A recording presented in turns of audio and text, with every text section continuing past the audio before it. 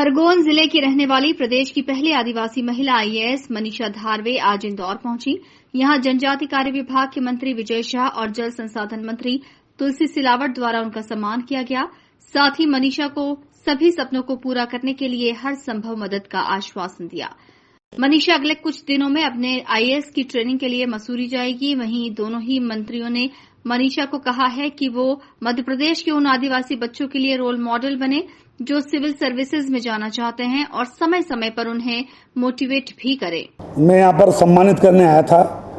मुझे गर्व है मध्य प्रदेश की हमारी पहली आदिवासी बहन जो डायरेक्ट आईएएस में जिसका चयन हुआ, वो हमारी बहन को आज हमने यहाँ बुलाया था, मनीषा धारवे, जिसके माता पिता प्राथमिक शिक्षक हैं मेरे डिपार्टमेंट में।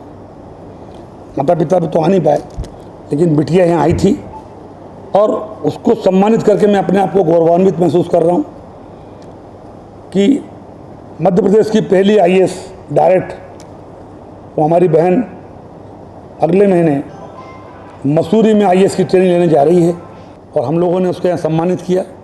और तुम हमारे ST/SC के बच्चों को मोटिवेटर बनो।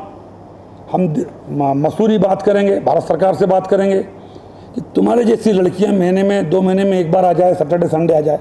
और जो बच्चे कंपटीशन एग्जाम की तैयारी कर रहे हैं, हिंदी मीडियम से पढ़ी हुई गरीब शिक्षक की बिटिया जब डायरेक्ट आईएएस में जाती है तो मैं समझता हूँ उससे बड़ा कोई आइकॉन दूसरा नहीं हो सकता। वहीं खुद को मिली इस सफलता को लेकर आईएएस मनीषा ने भी मीडिया से चर्चा की। मध्यम वर्गीय परिवार और एक गांव से निकलकर अपने अधिकारी बनने तक के सफर को साझा किया। मनीषा ने कहा कि उन्हें गर्व है कि वे एक आदिवासी परिवार से हैं और एक सरकारी स्कूल में पढ़ने के बाद ये मुकाम हासिल किया है। पहली लड़की होने का जैसा आप कह रहे हैं मेंशन, तो पहली शुरुआत करने में पहले कंकर पत्थर काटे आपको ही उन पे चलना होता है। तो वो संघर्ष रहे हैं। खुद को मेंटली प्रिपेयर करने में कितनी बड़ी एग्ज़ाम की तैयारी करना है मुझे, घर वालों को कन्विंस करना, रिसोर्स कलेक्ट करना और दिल्ली पहुंचना। दिल्ली जैसी, चूँकि मैं हमेशा ट्राइबल बैकग्राउंड में ही रही हूँ, पर्यावरण के बीच में पली बड़ी हूँ और दिल्ली जैसी मेट्रोपॉलिटन सिटी में जहाँ पर पर्यावरण से काफ़ी डिस्कनेक्शन दिखता है, उस बीच में रह के तैयारी करना, खुद को मोटिवेट करना। एक आप डिफरेंट सोसाइटी में जाते हो तो वो एक समस्याएँ रही थी। चूँकि मेरी सारी स्कूलिंग सरकारी स्कूल में हुई है, ऊपर से हिंदी माध्यम मेरा रहा है पूरी स्कूलिंग में और यूपीएससी तक में रहा है।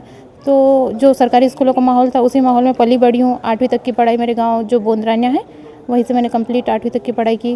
12th तक की पढ़ाई 9th से 12th मैंने खरगोन का जो उत्कृष्ट स्कूल है वहाँ से कंप्लीट की और ग्रेजुएशन मैंने इंदौर के होलकर साइंस कॉलेज से कंप्लीट किया। मैं उन्हें यही कहूँगी कि उनकी ट्राइब उन्हें बहुत बड़ा एक मैसेज देती है, जो ट्राइबल हम लोग उनकी कैरेक्टरिस्टिक में इंक्लूड करते, एक सहभागिता का, लैंगिक समानता का मूल्य, पर्यावरण से कनेक्शन। तो कहीं ना कहीं इस पर UN लेवल तक पे बात हो रही है और आप उन बातों को लेके यूपीएससी जैसी एग्ज़ाम की तैयारी करते हो और उसमें वो चीज़ें मेंशन करते हो तो वो आपको कहीं ना कहीं मोटिवेट करती है कि आपको वहाँ क्यों जाना है। और आप यदि असफल भी होते हो तो आपके पास कई अदर अपॉर्चुनिटी भी रहती है। तो ये सारी चीज़ें हैं कि डटे रहें, मेहनत कीजिए, उसका फल।